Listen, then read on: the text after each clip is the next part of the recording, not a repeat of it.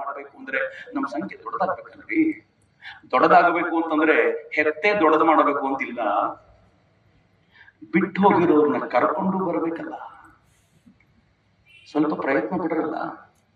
ಹೇಗೆ ಅವರು ವ್ಯವಸ್ಥಿತವಾಗಿ ನಮ್ಮ ಜನರನ್ನ ಕರ್ಕೊಂಡು ಹೋಗ್ತಾರೋ. ಇವತ್ತು ಮುಂಡಗೋಡಿಂದ ಬರ್ಬೇಕಾದ್ರೆ ನಮ್ಮ ಹುಡುಗರು ತೋರಿಸಿದ್ರು, ಇದೇ ಚರ್ಚು, ಈ ಚರ್ಚು ಮುಂಡಗೋಡಿನ ಅನೇಕರನ್ನ ಕನ್ವರ್ಟ್ ಮಾಡಿಬಿಟ್ಟಿದೆ ಅಂತ ಹೇಳಿದ್ರು. ಆಯ್ತಪ್ಪ, ಒಂದು ಚರ್ಚು ಅಷ್ಟು ಜನರನ್ನು ಕನ್ವರ್ಟ್ ಮಾಡಬಹುದಾದ್ರೆ ನಮ್ದು ಎಷ್ಟೊಂದು ದೇವಸ್ಥಾನಗಳಿವೆ. ಅಕ್ಕಿಯನ್ನ ನಾವು ಕೊಡ್ಲಿಕ್ಕಾಗೋದಿಲ್ವಾ? ಬೇಳೆಯನ್ನ ನಾವು ಕೊಡ್ಲಿಕ್ಕಾಗೋದಿಲ್ವಾ? ನಿಶ್ಚಯ ಮಾಡ್ರಲ್ಲ, ನಾವು ಕರ್ಕೊಂಡ್ ಬರ್ತೀವಿ.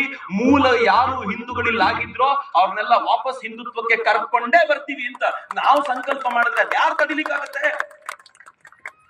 ಸಮಾಜದ ಪ್ರಮುಖರು ಮುಂದೆ ಬಂದು ಹೇಳ್ರಲ್ಲ, ನಾವು ಇಂಥ ಸಮಾಜಕ್ಕೆ ಸೇರಿದ್ದೀವಿ, ಯಾರಾದ್ರೂ ನಿಮ್ಮ ಮತವನ್ನು ಬಿಟ್ಟು ನಮ್ಮ ಸಮಾಜಕ್ಕೆ ಬರಬೇಕು ಅಂತಂದ್ರೆ ಗೌರವದಿಂದ ಸ್ವೀಕಾರ ಮಾಡ್ತೀವಿ ಅಂತ ಕರೆಸ್ಕೊಳ್ರಲ್ಲ.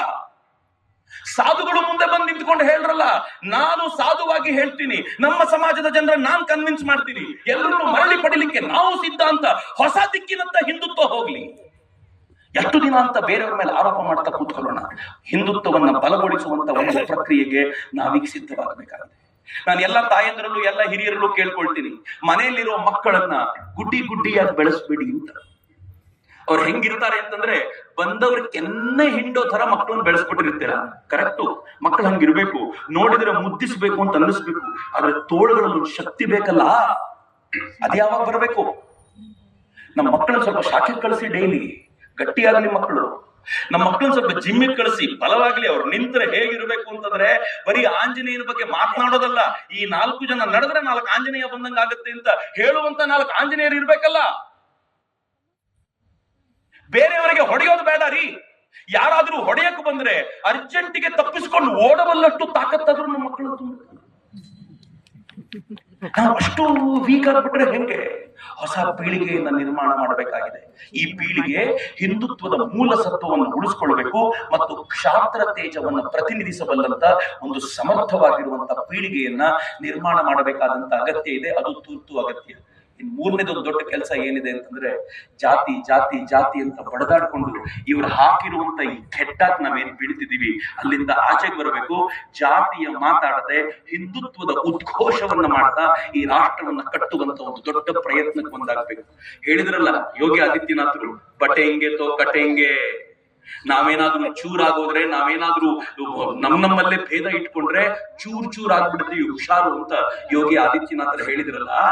ಯಲ್ಲಾಪುರ ಏನು ಕಡಿಮೆ ಇಲ್ಲ. ನಿನ್ನೆ ತಾನೇ ಒಂದು ಹೆಣ್ಮಗಳ ಮೇಲೆ ಅತ್ಯಾಚಾರ ಆಗಿದೆ, 6 ವರ್ಷದ ಹುಡುಗಿಯ ಮೇಲೆ. ಏನಾಯ್ತು? ಇಲ್ಲಿ ಬರುವಂತ ಒಂದು ಹೆಣ್ಣು ಮಗಳನ್ನ, ಒಂದು ಶಾಲೆಯ ಹೆಣ್ಣು ಮಗಳನ್ನ ಒಬ್ಬ ಹುಡುಗ ರಸ್ತೆಯಲ್ಲಿ ಅವಳಿಗೆ ಮೊಲೆಸ್ಟ್ ಮಾಡಿದ, ಅವಳ ಜೊತೆ ಕೆಟ್ಟದಾಗಿ ನಡ್ಕೊಂಡ. ಏನಾಯ್ತು? ಏನಾದ್ರು ಮಾಡ್ಲಿಕ್ಕಾಯ್ತಾ?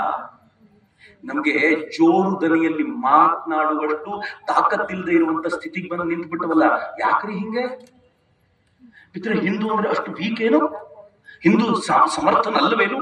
ಈ ಯೋಚನೆಯನ್ನ ಇವತ್ತು ದೃಢಗೊಳಿಸ್ಕೊಳ್ಬೇಕಾಗಿದೆ. ನಾನು ಇಲ್ಲಿರುವಂತ ತರುಣರಲ್ಲಿ ಬಹಳ ಬಲವಾಗಿ ಕೇಳ್ಕೊಳ್ಳೋದೇನು ಗೊತ್ತೇನು? ಮನೆಗೆ ರೀಚ್ ಆಗ್ಬೇಕು ಹಿಂದುತ್ವದ ಚಿಂತನೆಗಳು, ಹಿಂದುತ್ವದ ವಿಚಾರಗಳಿಂದ ಉತ್ಸ್ಫೂರ್ತಿತನಾಗಬೇಕು.